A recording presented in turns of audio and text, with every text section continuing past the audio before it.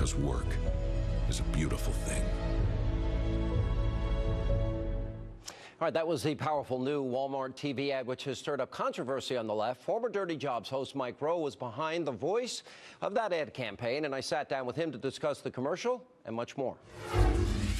Our good friend Mike Rowe is here. I loved your show. I felt like that was my life because I've done everything from washing dishes and cooking and every construction job imaginable, including on a ship. Yeah. There's nothing like work. I agree. I mean, if you really want to have an all-inclusive, bipartisan conversation, ask people about their first jobs. It really is, all hyperbole aside. Right. It's like the great uniter.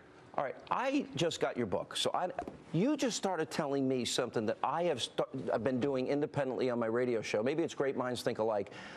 I'm sick. Government's not going to provide answers. 50 million Americans on food stamps. 92 million Americans not in the labor force. I'm pissed off about it. You're angry too, right? Well, look, on my show, it got a little weird because for 10 years, right, we went to every single state, and every place I went to, there were help wanted signs. And at first, it didn't strike me as odd because these are not dream jobs. But then as the recession deepened and all we read about was unemployment and no jobs, I saw what was absolutely a labor shortage. And every employer I talked to was desperate to find somebody who was A, willing to learn a useful skill, B, willing to show up early, stay late, and just work their butt off. It's old-fashioned, and I sound like somebody's dad yelling at kids to get off the lawn, but I'm telling you, it's for sale right now. All right, here's how this started. And I want to see if maybe we can do something together, because I love what you're doing. Sure. 2 years ago, I said on my radio show that if I needed a job right now, I would pack my bags and I'd go to North Dakota and I would beg an oil company to hire me. The unemployment rate there is 2.6%. Now, so all these people, believe it or not, listened to me and started calling the show. I'm making $100,000 a year. My life has changed around. It's transformed my life. So now I have partnered with all of these oil energy companies in North Dakota and in Texas and in Louisiana. Yeah. And thousands of people are packing and moving.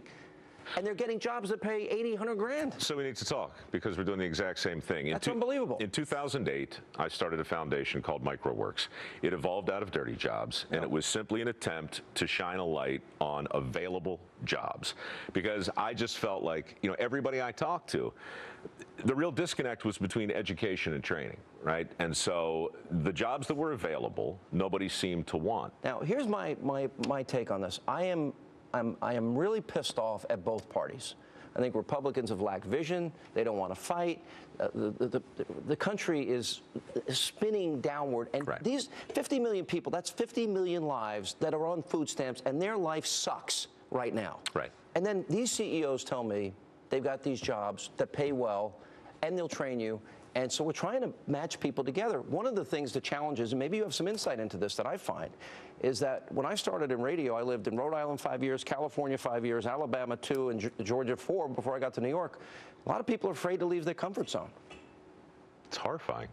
Look, if you're not willing to move, you just essentially put yourself in a very, very skinny vertical. I get it. It's easy to get dug in.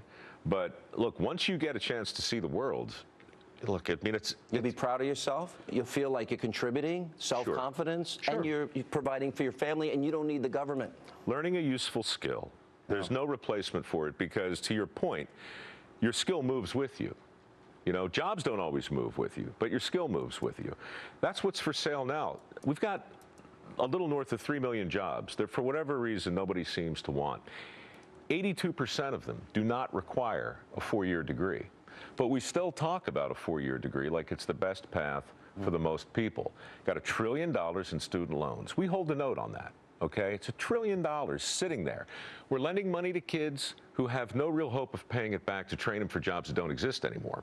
The opportunities are still here. They're just not connected to anything close to a sensible narrative. All right. People can go to my website. We have this whole Putting America Back to Work section. How do they go to your website? Well, how do they microworks.com. You can go to profoundlydisconnected.com. It'll take you to the same basic place.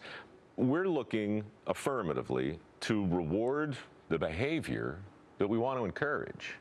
It's not just work. In the end, you still get paid on results. But if you don't start with the willingness to crawl through a long tunnel full of somebody else's crap, then we just don't have a lot of time to talk to you about. You did that, by the way. Look, I worked with people who did it. Yeah. I was very clear. My role in Dirty Jobs was to be an avatar. You know, I was the viewer.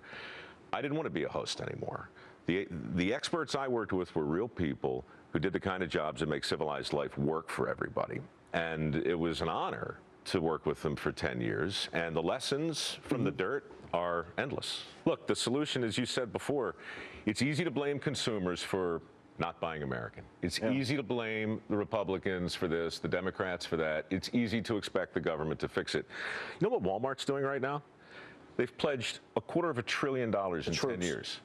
Well, not just with the troops, but to buy American-made goods from suppliers. Right. That's what's going on right now, and it's causing a controversy. I did the ad, and it's blowing up because people are like, what? What's this? They're demonizing Walmart, that is the biggest employer in the country. Just 2 million people. There's 2 million people. I'm like, I'm not demonizing them. If I want a job and they give me one, I'd be pretty happy.